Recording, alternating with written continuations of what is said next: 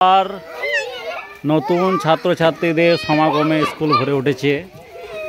এই কচিকাচারা এসছে, নতুনভাবে ভর্তি হয়েছে প্রি প্রাইমারিতে।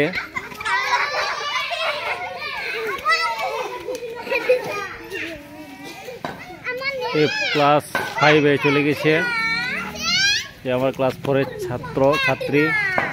এই স্কুলে ছাত্রীর সংখ্যা বেশি। আমাদের স্কুলে ছাত্রীর সংখ্যা বেশি। এখনো পর্যন্ত ছাত্রী সংখ্যা হচ্ছে 24টা এবং ছাত্র সংখ্যা হচ্ছে 10টা। আগে ছিল টোটাল 43টা ছিল, 17 জন কমে গেছে।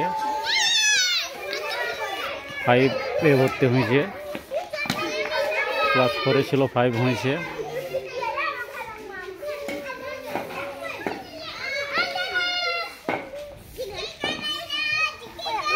আজ প্রায় 90% ছাত্রছাত্রী প্রেজেন্ট। এখানে হচ্ছে নারী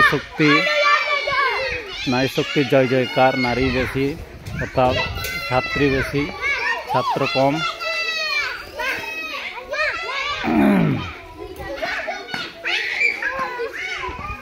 এই আমাদের একমাত্র ছাত্র 7,